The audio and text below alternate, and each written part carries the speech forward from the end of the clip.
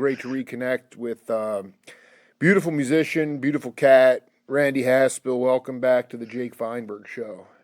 Thank you, Jake. Pleasure to be here. Right on, man. It's great to have you back. I just wanted to start, because I just feel like in this day and age, with the amount of distractions that each person has, I mean, we have our own computer in our hand. We have an interface now between humanity. And, before, even going back for most of your career, I just feel like the philosophy was, how do you expect the audience to go there if the musicians don't go there first? Meaning, getting into the spirit mind. And I just feel now there's an onus and an incentive. If you really understand and dig live music, I feel like the onus is on the audience now to not wait for the musicians to go there, but to go there first and bring that tribal urgency to the bandstand so that the musicians get out of their thinking mind as soon as possible. I just kind of not that you're out checking out live music every night or anything, but I just wonder how you feel about that role reversal from when you were a younger cat, and there were no distractions, and people were completely locked into what was going on, versus today, where maybe the audience needs to take more of a frontal role in driving consciousness. Well, I think you're right. Back when I was performing, and I do it sparingly now, Right? Because I'm getting up there, I mean, you've sang for your supper for many years, so I mean, everybody, I get it. You're not out 6 nights a week anymore. Yeah. But when I was performing regularly, the people that came were people that mostly came to hear us. Right. And that was a great pleasure to be able to, for many years you walk into a place and you play for people that are eating dinner or talking and your background music, and they don't give a damn. So, it takes a long time for you to become a unit well enough respected or enjoyed that people would actually, come to hear you. And we were... we were a rhythmic band. We were a dance band and a party band, and we were there for people to have a good time. And we were well rehearsed. And, I'm talking about later on. I'm talking about the adult radiance now. Right. I dig. Yeah. We talked about Dunn being in the Well, band. I don't want to. I want to save that. I'm more interested in the idea of you talking about when, as a dance band, tight but not too tight. When you got to that, when you felt like that second iteration of the Radiance, that you felt like people were coming to see you and not eat some, beef bolognese talking over you. Yeah.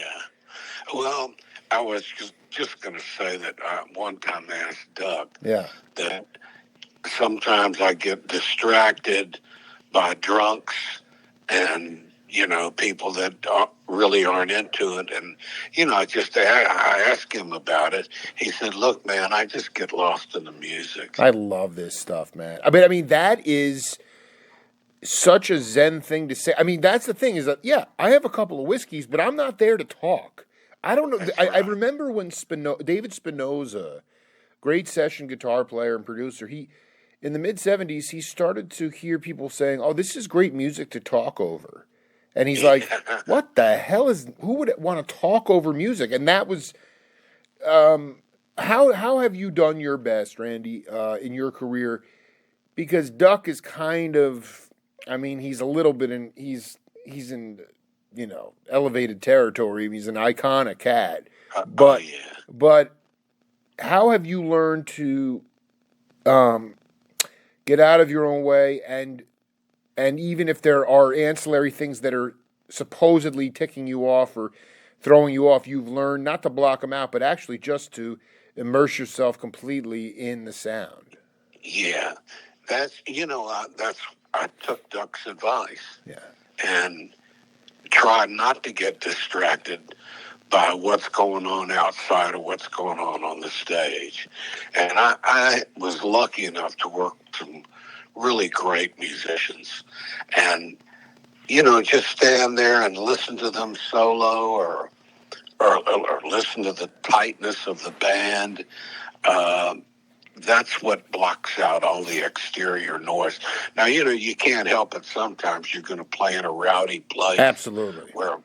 Where you got to call the manager over and say, I think these guys are going to fight. Right. Matter of fact, the band has been a couple of physical stands. Please give me a story, because Mingus used to get off the bandstand. There was a story about Charles Mingus in Canada where there was a bunch of Canadian football players. I think they were in Vancouver, and these guys were so rowdy, and they could have cared less about what was going on stage. And Mingus went over to them and began to engage, and some guy took a plunger and tried to swing at him. Mingus took his momentum and just threw him across the floor, and like that. I mean, it kind of dissipated, and they got back on the stage and played. And this is probably in the '60s, but I would love you to talk about some sort of excitable moment with some rowdy drunkards and the Radiants. Well, my favorite story is with the teenage Radiants. Good. When I was 16 years old, and we were playing at a club called Clearpool, and this was like a major dance, and we were scheduled to play till 1 o'clock or 12 o'clock. I forgot what it would say, 12 o'clock. And the owner, who was like a 40-year-old man, and his two bouncers wanted to get out of there and go out there and, party and get rid of this teenage party. So they flicked on the lights like at 20 till 12. I'll try to make this fast. No, dude, please go ahead. But we objected. I said, look, we're contracted to play to 12. We're going to play to 12. And so we got into it with these guys, and we exchanged words. They'd ushered everybody out of the party, and the two bouncers were in their 20s. We're teenagers. So I got beat up. Whatever, you went down, you laid it all on the field, man. I dig it. Yeah. This guy I had my guitar in one hand. I had my mic stand in the other hand. This guy spun me around and punched me in the face so hard that I saw the white light. Right. Okay. Oh, all right. So my parent, I went home. My mouth was cut. My parents freaked out. I'm living at home, and they called the police, and the police arrested these guys, and we all went to court. Wow. And they were fined for assault and disturbing the peace and all this other kind of stuff. So, we got them in court. So the next week we're scheduled to play at the same place. Oh my gosh, this is crazy. But I mean, the trial didn't go. It took a while, right? I mean, there was no verdict before that next date. Oh no, it was just in front of a judge. The judge just fined them for we testified and the judge fined them. And so the verdict had already come in before the next time you had to play there. Yes. Wow. Yes, exactly. Wow. So we're playing there the next week. I've got a fat lip. I hired a security guard to come with us. And these guys are standing at the concession stand opposite the stage, laughing at us like they can't wait to get at us, Oh, my gosh. And there was this, we loved wrestling. Memphis is famous for wrestling. We didn't have any major sports, but we had wrestling. Wow. And the meanest, nastiest wrestler was a guy named Sputnik Monroe. Now, you got to, look him up or check him. He was for real, you know. I mean, he was a carnival wrestler, but he was as famous in Memphis as Elvis. Wow. He helped desegregate the auditorium. He had so many fans that were black.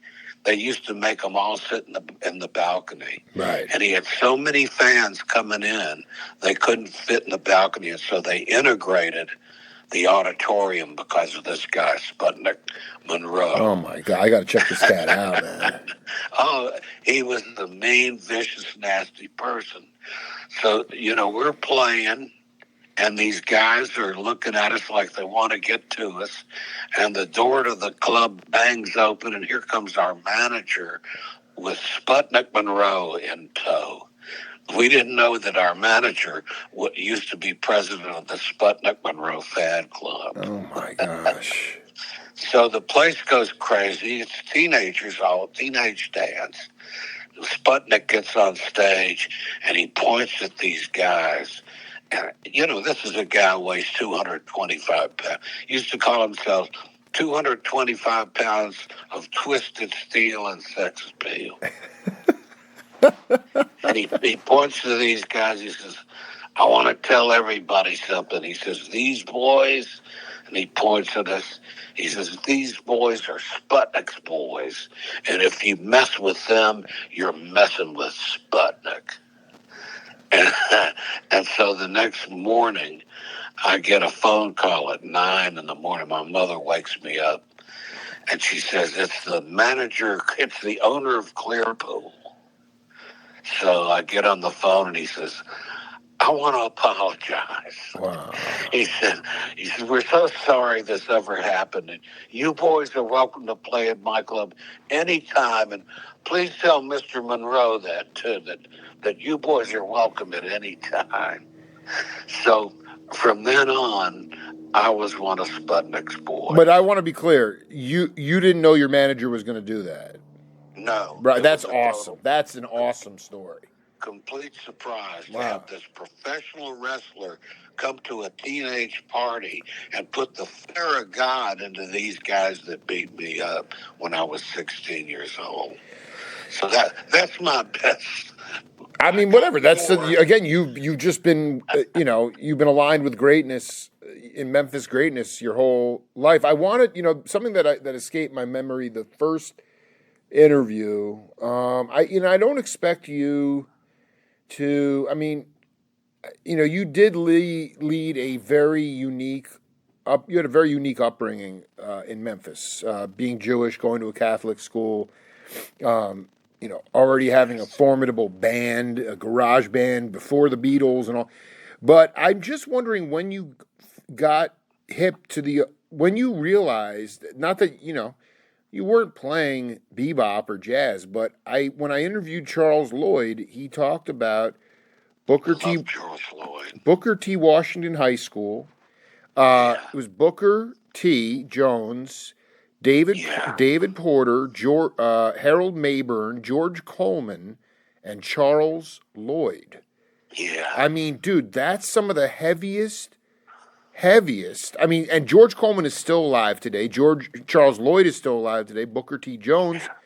And it's like, did you have traces? Did you go to the West Memphis or the black side of town to see, not necessarily those cats, but maybe like guys like Jack McDuff or any of the black acts that would come in? Well, unfortunately, I was too young to have participated in that scene. I was aware of it. How were you aware of it? Well, everybody knew that these guys, the older guys in high school, with fake IDs, would go to West Memphis and they'd come back and tell stories about the Plantation Inn or some of these clubs over there. And, I was just a little too young. Right. But I'll tell you what I did do. Every time a package show came through Memphis, I was there. So I saw all the soul acts. That's what I was into, more than jazz. Although I did love jazz, of course. I really loved soul music, and that's what I was That was my love. And so anytime these package shows came through town with, they had like 10 acts, and so at the auditorium. So I'd go to that. No, though I remember when my first interview before the world caved in on him. Really one of my greatest journalistic achievements was getting to Bill Cosby and doing 2 separate interviews with him about his involvement in music, because he wanted to be a Tony Williams. He wanted to be a jazz drummer.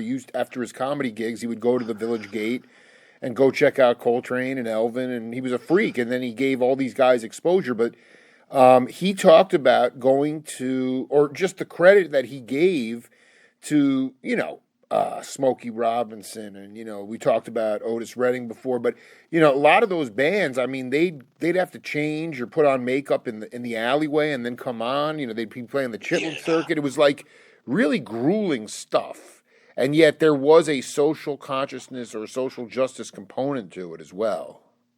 Yeah. You mentioned Tony Williams. The last time we talked, I was talking about Tony Williams. Did he have a band called the Tony Williams Lifeline? The Lifetime. Yeah, Tony Williams Lifetime. Yeah. Okay. Yeah. Yet when we spoke, I talked about the band that opened for the Who, and I thought it was some other drummer. I mentioned another drummer. Yo, I'm so that makes sense, because when I've interviewed McLaughlin 4 times. It was Tony Williams. Right. And McLaughlin told me in one of our interviews, Lifetime opened for the Who. There you go. Confusion. Unbelievable. You saw Larry Young. You saw that ridiculous band. I saw him at the Boston Tea Party. Oh, my God. In like 1970. Yeah, that's exactly it. You nailed it. That's Tony Williams. You nailed it. That makes sense.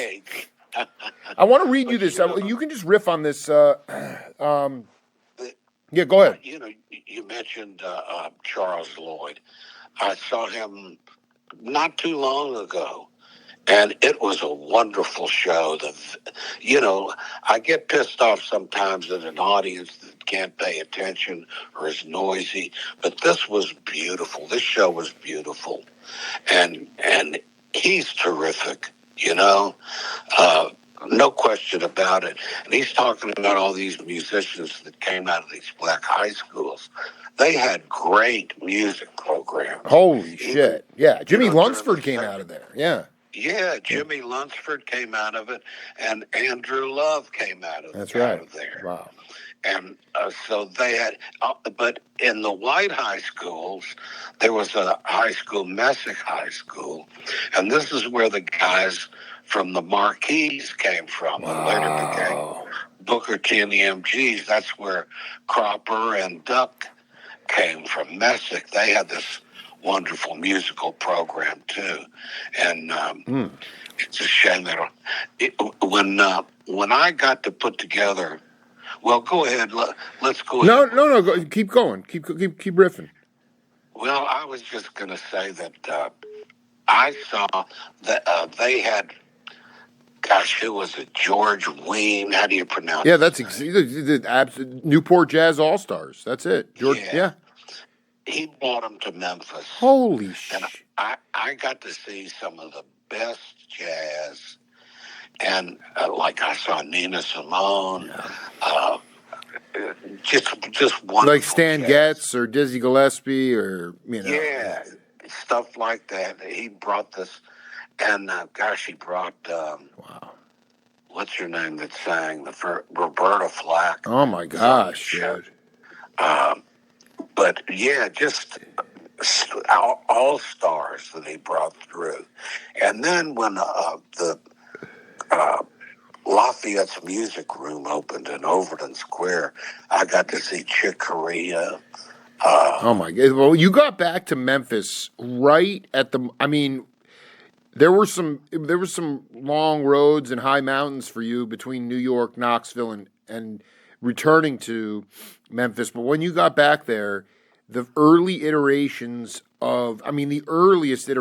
of what I call. Some people like Phil Woods told me, the first fusion music was Chano Pozo and Dizzy Gillespie. Chano Pozo was a Cuban percussionist. So you talk about Cuban rhythms with jazz, but Yeah. that electric fusion, the bands Return to Forever, Weather Report, Mahavishnu Orchestra, setting aside all the stuff that was going on in the studios, that early 70s scene, I mean, that stuff has still never been touched. Yeah. I got to tell you a quick story. Do it. Do it. That's why I do my show. All right. The Radiants played the Hard Rock in New York 2 New Year's Eves in a row. Wow. And before that, though, I went up there. I was friends with the guy that the owner, the founder. I was friends with him. He was from Jackson, Tennessee. And I went up there, and this was just the New Year's Eve. Nothing was happening, and he had the actor George Siegel. Sure. Who I'm talking. Sure. He had rented out the whole Hard Rock for the night, and he's up playing his banjo shit, and he's being backed by this trio, and they're really good, but. George Siegel's playing a few new Susie like I knew Susie's. And stuff like that. It's kind of a joke, but we're enjoying it. So I'm not a drinker. Sure. I get drunk on one beer. So I've been drinking with the boys that were there. That's New Year's Eve. And George Siegel took a break, and they're all saying, "Get up here, Randy, get up here." So my friend that was the founder of the place talked to this trio up there, and he said, "This guy, blah, blah, blah." So I got up to sing, and I sang, like "Rock Me, Baby," Right, George McRae, yeah. No, I like "Rock Me, Baby," B.B. King, "Rock Me all night long." Right. Till my back ain't got no bone. So we did that. We did another song, and the bass players looked familiar to me. And he's got his cap on backwards, and he's a goofy-looking guy. And he says, "Man, that was really good. I enjoyed that." I said, "Well, thank you, man. I appreciate that too." He held out his hand. He said, "I want to introduce myself. My name's Jaco Pastorius." Yeah, I knew you were going to say that because this was in the mid '80s, right? Yeah. This was 1986. You're so lucky that you had that experience because Jaco. I mean, I've talked to so many cats who played with him at the Hard Rock. He must have had a steady gig there, but man, he was near the end of his life at that point. Yeah. Wow, I can't believe that, man. That is so freaking cool. He said, "I want to introduce here's our drummer, Jim Keltner." Oh, and he my. he says, "Here's our piano player, Bob DeRoe." And I freaked out. Yo, dude, you just made my year, man, because I got to send you my Bob DeRoe interview. Let me quick this is so sick. Go ahead, yeah.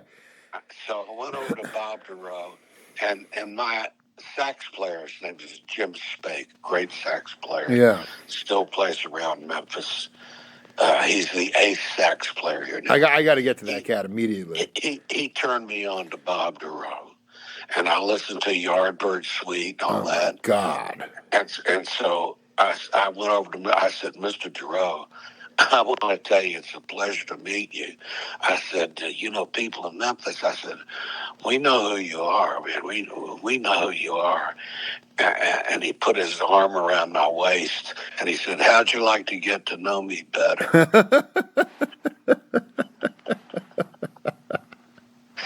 I said, no, man. I'm just want to tell you I love your music." And oh my God! So I got to sit in with Bob DeRoe and Jaco Pastorius. Well, no, but I mean, also like the one guy who I really know on a deep level, because I've done 8 hours of interviews with him, is Jimmy Lee Keltner. I just can't believe you just dropped that. It's insane to think that mid '80s, and then Keltner's there. And I just know where he was at in his life at that point. But there's Jaco, Keltner, and DeRoe. That is the filthiest rhythm section I've ever heard in my life. Hired by George Siegel. Right. That's And the thing was, yeah. after I sang my couple of songs, George Siegel hustled me off the damn stage. Oh, I'm sure he did. You were going to steal the He show, got dude. back up there and Yeah. wanted to play banjo music some more, so he hustled me right off the stage. Do you remember? Can you tell me about? There's a cat I did. I'm going to send you the interview because I miss him. I haven't talked to him in a while, and I pray he's doing okay. But you know when the Bar-Kays, who was whenever Otis Redding went down in the plane crash and his band, they all died. Yeah. And this drummer took over as the house drummer was Willie Hall. Did you know Willie? I do know Willie, yes. I mean, Willie Hall's one of the nasty, because he was also close. He wound up on some Blues Brothers records, and he was close with Duck and Levon and those cats. But yeah. But when was your first time crossing paths with Willie? I guess around 78, maybe. We were signed to a local production company called Shoe Productions. Right. And we were doing some sessions. Well, I got to tell you about please. The Radiants. The Radiants were playing at this Lafayette's Music Room, which is the premier music hall in Memphis, and we opened for everybody. When I returned to Memphis, I was an acoustic soloist, and Overton Square was this area that the liquor by the drink had just been legalized. So this was an area of shops and restaurants and stuff like that. And for some reason, they went to me as their go-to guy. And so people could just come out with like a glass of scotch or whatever, you know? Yeah. I was the opening act. Oh, my God. At Lafayette. And I opened, I opened for Billy Joel. I opened for Barry Manilow. And then we put the band back together. The Radiants reformed. That was with Hooker and those cats. Yeah, James played with us. So I forgot where I was going on. Yeah, no. So Lafayette Square, you opened, and they just legalized liquor by the drink. Yeah. And Willie Hall, yeah. So we were the hot band, and in 1978 we got signed to ABC Records. Wow. And the standard deal was you put out 2 singles. If you get any action, you can put out the album. And at the time, Levon Helm just released a solo album that Duck Dunn produced. It was really good. And so, we're getting signed by ABC. We're thinking we're going to go out on the road with Levon or somebody like that. So our first single was a song called I Need a Vacation. Right. And but the negotiations went on so long that it wasn't released till August, and vacation time was over. So they said flip the record over, and the other side was called. Well, it was my song. It was called Just Like You. The real title was I Want Somebody Just Like You, not you, but someone just like you. So I went on a promotional drive, all down through Alabama and then all back through Mississippi. And every time we'd see a radio tower, we'd go there and hand them the record, and people go, yeah, I'll play it. So we started to get a little radio action on my song. And we came back to Memphis, and we called up ABC to report it that, we're ready to finish the album now. And we called ABC, and nobody would answer the phone. We called, and after several days, somebody answered the phone, and we said, we want to speak to John Scott, was our guy at ABC. And they said, we're very sorry. ABC has just been sold to MCA, and the ABC staffers trashed the offices, and MCA has dropped all new signees. And ABC, when it went to MCA, they said MCA only kept the Crusaders and Tom Petty and a couple other acts, and they dropped everybody else, and that was us. Well, it was you and a lot of other. It wasn't just you guys, but it was all new all relatively new signings. Yeah. I mean, they dropped Levon Helm. Yeah, I mean, I'm not surprised because I mean, it's always one of those things where even though he was larger than life and, you know, he had the RCO All-Stars and, you know, all that crazy stuff up in, you know, the band as a unit, you know, collectively, when those guys tried to do offshoots of their solo stuff, it was not even close to the band. Yeah. And that's with a lot of great groups. I mean, but I you know what it is? I mean, and those Levon solo albums, I'm glad. I mean, I know he did one in Muscle Shoals, and obviously Dunn produced one, but it's like they were okay. But you know, he was the closest. Huh? To the band. Yeah. He was the closest to what the band was doing. Absolutely, man. No, before I forget, I wanted to read this to you. Well, that's another insane. I don't know what the right word is, but I wanted to read this to you from Crop or my interview. I'm just trying to get an idea of when you got. Obviously, you weren't going to West Memphis and hanging in the Chitlin circuit clubs, but he said in Memphis there was Sunbeam Mitchell's Club Handy on Beale and Hernando. In Mobile, Alabama, there was a place called Big Rose Joint. It was the same kind of scene where a social gathering place where people would come for the music, to dance, drink, and have fun. I remember in Tampa, there was Watts Anderson's Blue Room. That's the last place I played with Jimmy Reed. Johnny Ace was at Watts Anderson's Blue Room. In St. Petersburg, there was Jack's Fiesta Club. Now, I'm just curious, like, the thing that was fascinating, Charlie Neville, I did a couple interviews, rest in peace, with him. When he was doing a touring circuit back in the day before he left New Orleans, I asked him about this regional circuit. I mean, do you remember the first time that can you talk about like the Radiance and the sort of the region, the clubs and the different like spaces I mean, I know you guys were kind of one of the best kept secrets and unknowns because of these ridiculous record fiascos, but I have to believe that you did tour in the Southeast. Yeah, but we were too young.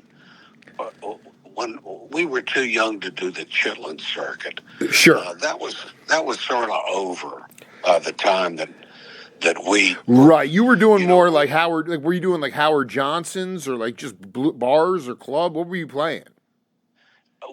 We played. After we got through at Lafayette's as the house band, we got hired. We played a year at this club called the Cockpit, which was a disco. Dude, I need tapes of those shows, man. That is the sickest, because you weren't playing disco music. Well, we got into that beat, you know. Oh my God, that is so insane. If you wanted to be, we weren't playing original. Nobody wanted to hear our original material. So if you wanted to make money at that time, you went one of three ways: country, metal, or disco. It's interesting. And because we were an R&B band, it was natural for us to, we didn't just give in, We were very selective, but we did play dance music, and it was the first time I ever saw anybody line dance, we were playing out at this club. These people are out there, and everybody's doing these synchronized dance movements. I want to be clear. I want to be clear though for a second. It reminded me of the Hitler Youth. Totally. No, dude. I mean, that's the squarest, weirdest shit I've ever seen. Dude, I want to be up in the front raging, dude. I could care less about some conformist dance. Wait, hold on a second. going back to when you got back to Memphis, you were a singer-songwriter solo artist. Yes. And then you were doing the gigs in Lafayette in the square, and then you put the second iteration of the Radiants together, and that's when you were backing up Billy Joel and those cats. Yeah. Well, I did a lot of I opened for the Allman Brothers in Oxford, Mississippi. Like as a solo artist? Yeah, as a solo. Are you kidding me? I got a standing ovation. And I opened So for badass, man. I opened for the Guess Who in Starkville, Mississippi. Opened for some big acts. And see, because the Chitlin circuit was done by then. Sure, no, absolutely. I did, yeah. That was Cropper and the Marquis and those guys. That was their scene. How much older were they than you? Like 5 years? I think so. Yeah, maybe 5 years. Okay, gotcha.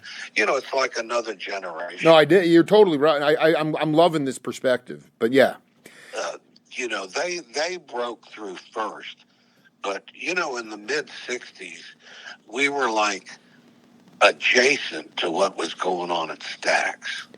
I mean, they were hot, but we were still kind of fame adjacent to that. Because I want to be clear about something, and this ties into Duck, because Duck obviously knew you and admired you guys from a distance, because those. I just want to be clear. You were the. Is it fair to say? I don't want to make because Cropper coming up. He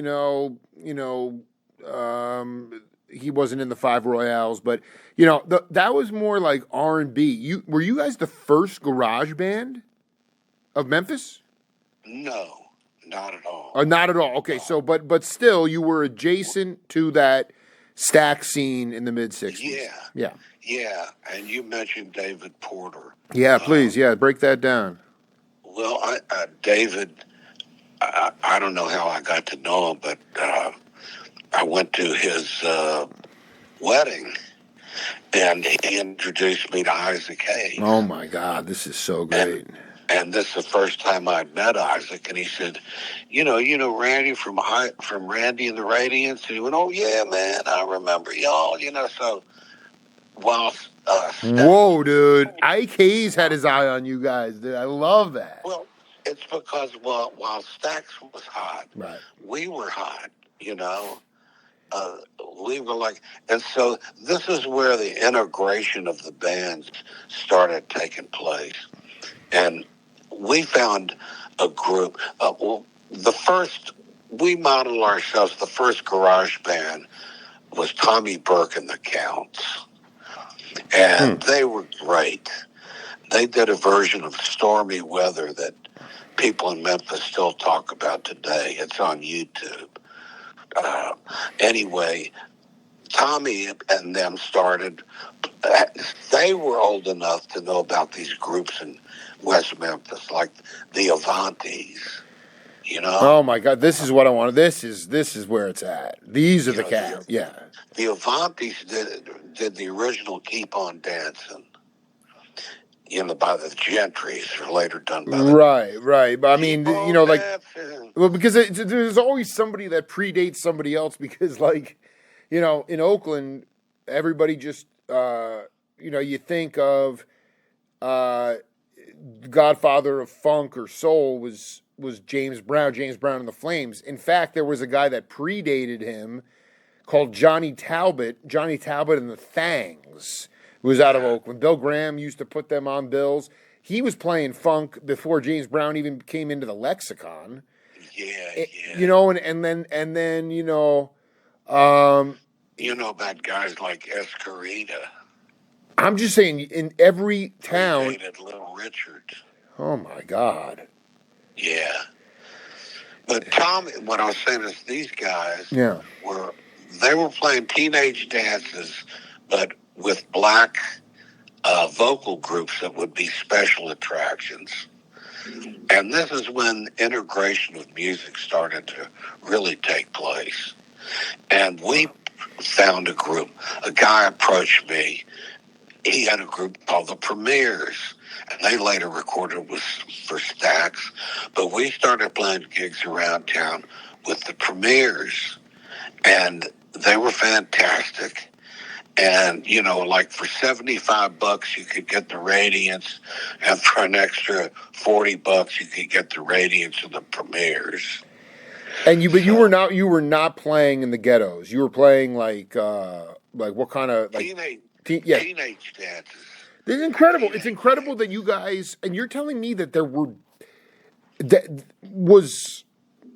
the 60s. No, I dig. I'm just saying I find it really hard to believe that obviously Cropper and Duck and they got into Satellite, Stax Records, but I just find it hard to believe that there wasn't.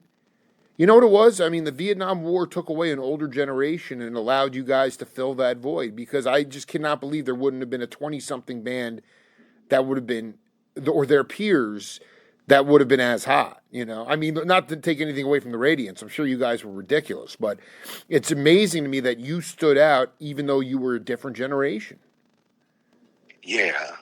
We were, when Duck, he started coming around to listen to the band, he had just gotten through doing the Blues Brothers thing. Sure.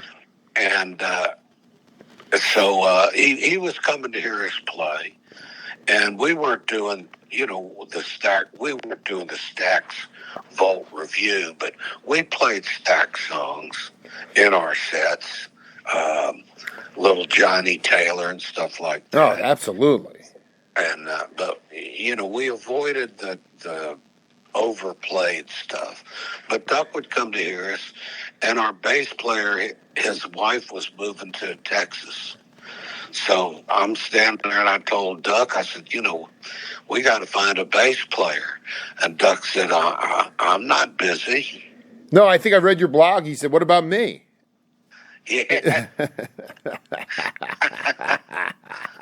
So, he called you the next day and was like, what about me? Yeah, he thought about it for a night. So Duck joined the band, and I was talking about our sax player, Jim Speg. Yeah. He was younger than the rest of us. And because we were playing so much, you got to play the song list every night. You play what you know. Right. I mean, it's not the same every night. You vary it because of what the audience is doing. But, you can get bored playing the same songs. And Jim Spake was bored with it all. And so we're playing a gig at this club called Jefferson Square. And there's this table full of drunk guys with the dates right in front of the stage. And they're loud and they're drunk. And Spake is pissed off, So they get up to dance. And the guy, one of the drunks stumbles, hits the table, hits the horn of Spake's saxophone, which of course hits him in the mouth. And Spake, who's just a little skinny guy, grabbed the guy by the scruff of the neck and threw him across the table. And so out of Dukes and Hazzard right there. So I had a good friend of mine. He was a conga player in our band. Wow. Skip Housley. He was a black guy. He was about 6'4". So he jumps in front of us, and there's like a Mexican standoff between us and these drunks. Oh my God, dude! And before fists could be thrown, the bouncers were on top of it. Anyway, the point I was trying to make was, I said, Spake, I think it's time for you to go. And so I said to Duck, well, I guess we're going to be needing a sax player. And Duck said, I don't think Andrew Love's doing anything. Wow. So all of a sudden I'm playing with Duck, Andrew Love. Our drummer was Doug Garrison, who is now in New Orleans, plays with a band called the Iguanas. Oh, my God. So he's an ace drummer. Plus I had my conga player and my guitar player is a guy named Donnie Bear, who never got his due, who was great. And that's when we really had like the hottest band around. Was with that bunch of guys. Yeah, from the Earhart interview, I remember he was talking about just when he was there and he would see you, it was just so refreshing that you guys weren't playing top 40 music or country western. You were playing like the old review, you know? Yeah. Um, this was, this was my band, and these were the songs that I chose. And, I think that I have a pretty good ear, and I don't play, I didn't play Hold On, I'm Coming or Mustang Sally or, shit like that. We tried to do the real stuff. And we were the only band in town that was doing it. Everybody else was trying to be copies of British bands or, whatever. And there weren't really any black bands playing around. Wow. Because all the work that was going on at Stax, they didn't have any bands that were coming out of there. So it was mainly integrated bands now that were playing. Integrated bands playing live, not in the studio, And in the studio, because Royal, like you said, James Hooker played on Al Green sessions and things like this. There became a lot of cross-cultural integration before there was ever any integration. The music was integrated because we all grew up listening to the same stuff. And we couldn't imagine what the difference was. We were all into that same R&B. We all grew up with that same music. But I want to be clear though, when you had that band with Love and Duck, and Owsley and those cats, I mean, was Stax even still functioning at that point? I mean, the record industry was basically, it was almost dead. Yeah, Stax was over in 1973. Stax was over. It was the doors were closed in 73. Yeah, they locked it up. Holy shit. They locked it up. And, I'm sure you heard from Cropper. I used to be a tour guide at the Stax Museum. That's awesome. And so, I knew the history of Stax pretty well. And I'm sure you heard from Cropper about after Dr. King was killed, the whole vibe changed. No, he didn't talk. Why don't you break that? We only talked about, he was so eloquent about how Chips acquired the building and the record store in the front, and that he'd be nailing nails into the movie theater floor and that kind of shit. But I'm always interested in the vibe change. I mean, obviously it was just because everything all the tension just got too high. Yes. And not only that, but Stax had guys that had bodyguards they said it was no longer like a family, but bodyguards came in with guns. They went into David Porter's office and put a gun on the table and said, you're not going to be riding with Isaac Hayes anymore. Holy shit. Yeah, they threatened David Porter. And but after Dr. King was killed, the white guys that were there, that were doing sessions, that were part of this big family, there was kind of a feeling of ostracization. At least this is what... No, I did. It makes sense to me, yeah. And, Duck basically was a country boy, And Cropper said he tried to show up with a guitar. He couldn't play the damn thing, but then he got a ukulele and then eventually realized the bass with the 4 strings was better for him, Yeah. But, he was basically a country boy. And, after Dr. King was killed, it showed a schism between, there was like superstition or a lot of hostility entered that whole scene. Oh, I cannot even imagine. And Duck said it was never the same. Cropper said it was never the same. that they still have their fondness for Booker T. Jones. Of course, Al Jackson Jr. had died by then, but it broke up Booker T and the MGs. Booker T moved to California, so they couldn't take it anymore. Well, no, I mean, I think it was like first of all, they did this out. It's the one. I mean, I've had that Marquise album that they did towards the later years of kind of right around the time Stax closed. But I have this one album, Booker T and the MG's Last Tango in Memphis, and they cut it in L.A. And I kind of assumed that I feel like for a minute, maybe with the exception of Willie, because obviously Al had passed away, I feel like Duck and Cropper might have moved out there for a while. They did. They sure did. Yeah, so I mean, the band broke up because it was just like, it was nauseating to even put in. I mean, the whole idea of integration and civil rights was all shattered after Dr. King got murdered. Yes. Wow. Yes.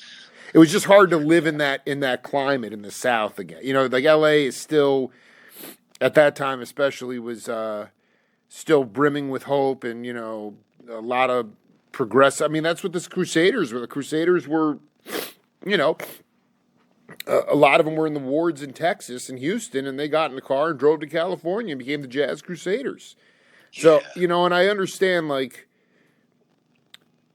so basically once, because Dr. King was assassinated in 1967? When was he? 68.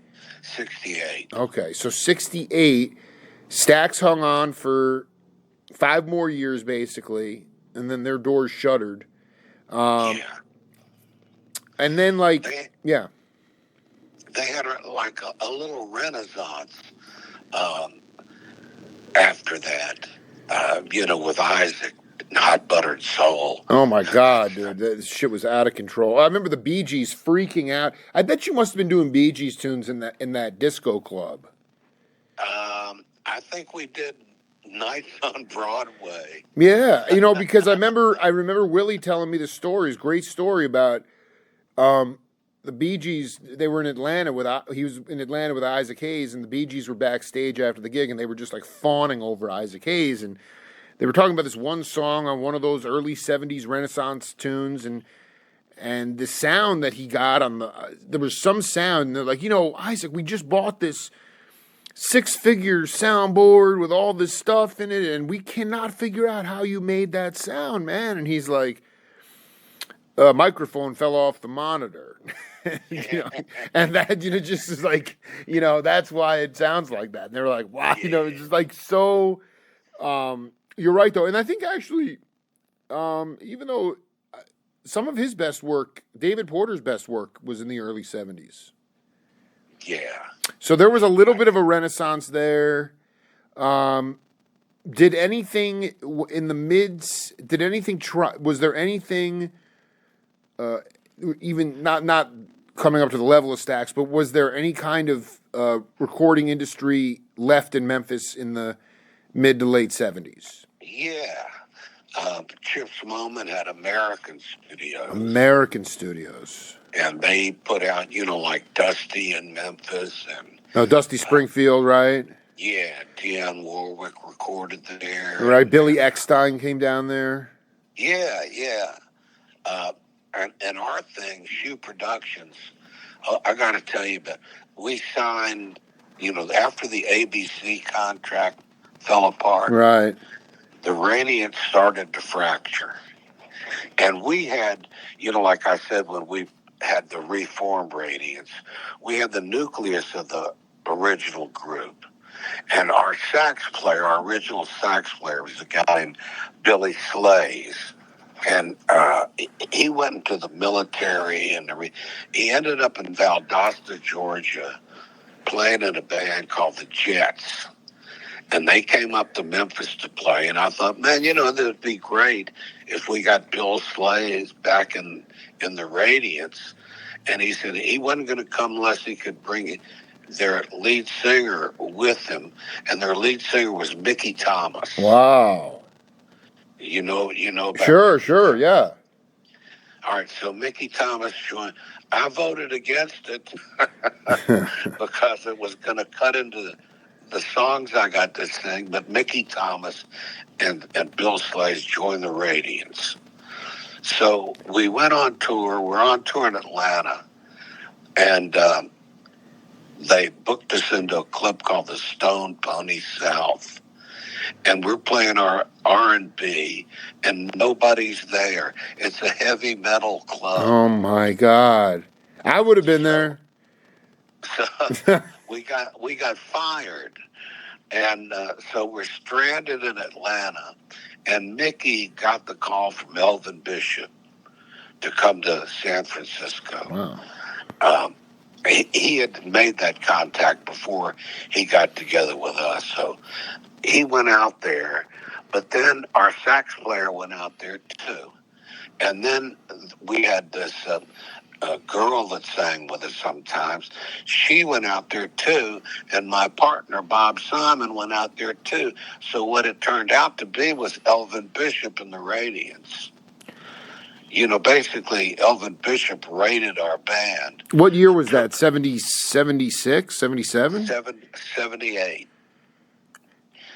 78, 79. Wow. So that's when Mickey went out there.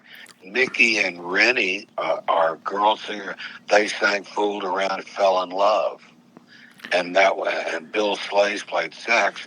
That was Elvin and the Radiants. That was like his biggest hit too. Yeah, and after that, Mickey joined Starship, and that's right. No, I want to read. This is I knew Shoe Production. This is 2,000 interviews after 14 years. This is from my interview with, and I would love you to talk about this.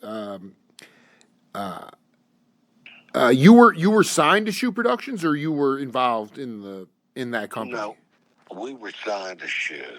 Because he said, Willie Hall said, Levon and Duck Dunn were good friends, and then I met a cousin of Levon's, Paul, who was a producer at a studio called Shoe Productions. That's where we recorded the Disco Duck, Rick Dees. Yeah, that's right. Yeah, that's right. The Disco Duck.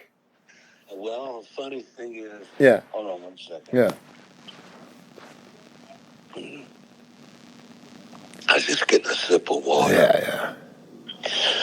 Shoe Productions had a studio, and right adjacent to them, when Stax folded, Jim Stewart, the founder of Stax, he and Bobby Manuel, who's the guitar player I was telling you about, opened a little studio called the Daily Planet right next door.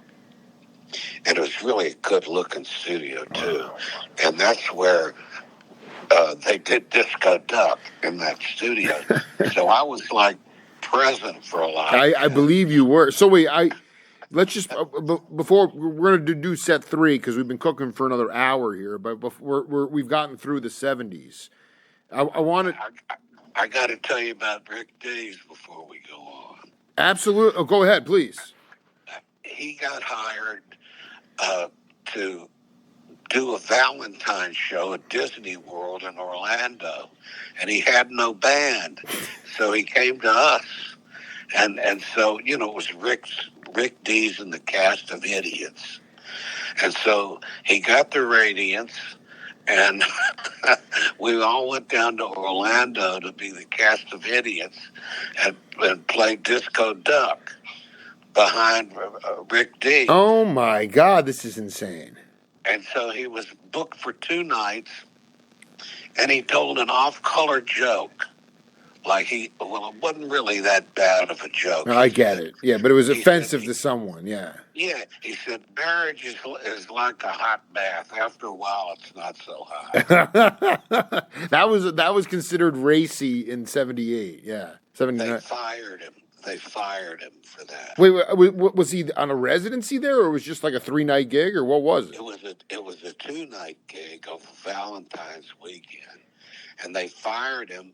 But since we were already there, they gave us free passes. We got to go to Disney World for free. Dude, that might be the best story ever. That might be the best story ever. but we were the cast of idiots. Well, so this was before Bishop raided your band. Yes, this was before Bishop raided the band. It was still the Radiance intact. You guys went down there with Dees. He made an seemingly harmless joke and was fired. Yes. And then you guys were riding the roller coasters. That's right. I mean, can you talk about how, again, coming back, losing your whole band? I mean, did you ever... you put together another iteration of the Radiance. You had no doubts you were going to stay in the music racket. Because like the first time in New York, you were really, I mean, coming back to Knoxville, you were seriously considering hanging it up. Obviously, Big Mountain Tower came along, and then everything else just sort of fell into place. So you got through another decade. But then here now, the end of the '70s, and you're without a band again.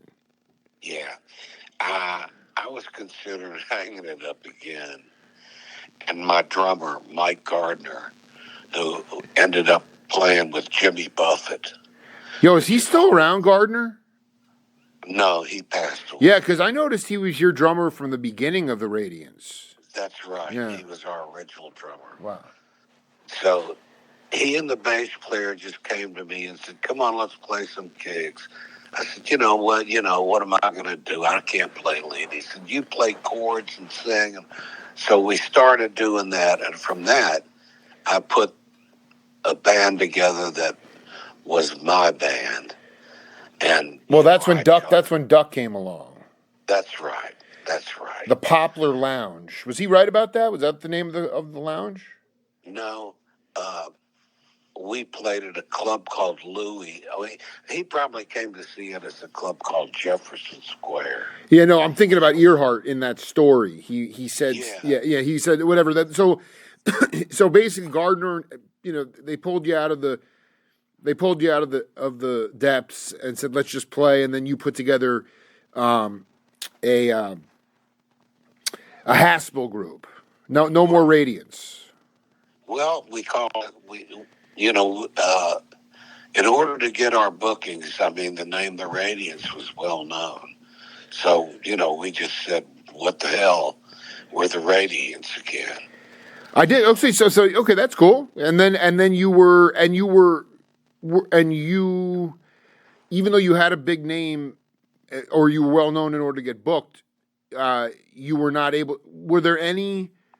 Were you able to play some original Radiance stuff, or the people really just wanted to hear that old R&B, those cover tunes? Well, we played some original stuff, right? Just some, but we were well aware that nobody that comes to a club and wants to have, they don't want to come hear your original stuff unless you have a recording out that they're already familiar with. That's right. Well, I see. I just fundamentally, I mean, I'm not going to see, again, I'm an instrumental guy anyway. So, I want to see original stuff. From a singer-songwriter perspective, I don't know, but I just feel like that fundamentally is that Euro-classical bullshit that just, I mean, it is what it is. I'm glad that classical music was invented. There were geniuses that did it. But it's like this idea of has to be recognizable. It has to be something that's already known. And that was what I loved about this time before I was born. These promoters, man, they wanted people to dig the music. I mean, I remember Dave Holland when he was with Miles. He told me that Isle of Wight Festival before Miles, the act before Miles was Tiny Tim, and you saw Lifetime with the Who, and I mean it was and Bill Graham would put freaking Woody Herman with the Jefferson Airplane. Give me a break, man. I mean, that to me is what it's all about. And we've gotten, and I realize that I'm not just the bean counters have destroyed so much shit. And it really pisses me off because, I mean, not that there wasn't rackets and horrible shit that went down. Clearly, the John Hammond story is so much heartbreak in this racket, but to me, that it just seemed like it was easier to think that maybe there was something good going on And then you had, John F. Kennedy, Martin Luther King, Robert Kennedy, Coltrane passing away, all the, and that just, and, as a 47-year-old cat, I'm just like, damn, and now it's just, yet that being said, being in the Century Room last night, Randy, I mean, knowing that my life force, as somebody who's dedicated to the tribal orchestration and the healing component of music, that you can go from no pulse to a burning pulse. Yeah. Is just like, and because you know what, by the end of the first set, there were like 16 or 20 people in there, and like, and that's what I've realized is the louder the crowd is as it relates to being one with being part of the music, that forces the rhythm section to get louder. And then all of a sudden, a lot of that side talk can't be done because the music's too loud. Yeah. I love that. Yeah. So you get the music loud enough where people have to shut up. And then they can actually listen and be inspired. Yeah, you have to seek it out. You're damn right, Haspel. I'm a seeker, man. And, wow. I think that as far as music, that we're in the doldrums now. Right. We're well, I saw something last night where somebody said they got a new female vocalist, and they were telling somebody about her, and their first question was, how does she look? Yeah, that's it. There you go. Not how does she sound, how does she look? And that's what's going on today. And that a lot of it has to do with you guys growing up in an auditory learning society. I mean, the radio was key. Records were key. Television was antiquated. You might have had a black and white or whatever, but now we are completely saturated, not just in information, but visual information. And so people are using their eyes and their ears are locked, really. And like you said, most of it is they're propping up people based on their looks. I mean, these people can't even necessarily perform live to save their lives. And that's the and that lack of authenticity. and, the things that we loved were units that perform this music. Absolutely. Now you have a singer out front and a bunch of backup dancers. I don't know how that started. Well, it started in that I mean, it was.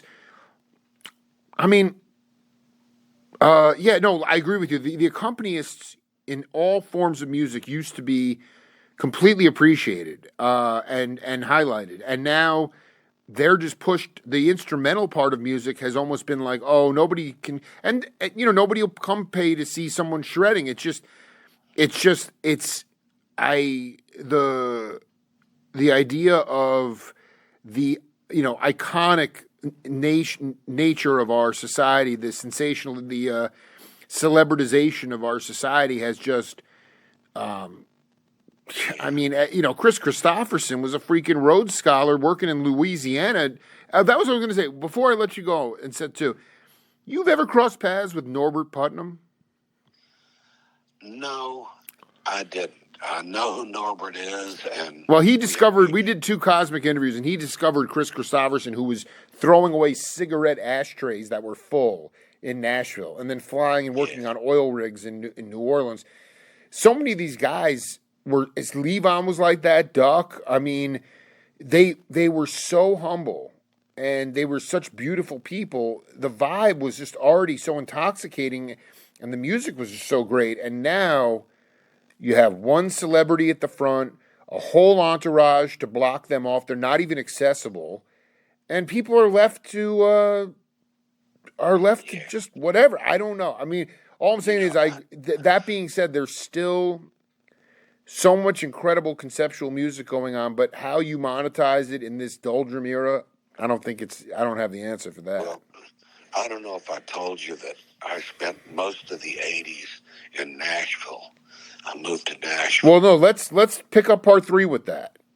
Well, I just wanted to tell you real quick that my old partner Bob and I moved up there together, and we got signed to to a publishing company, a new publishing company, and some of the guys there wanted to write pop songs, and so he brought a guy in from California.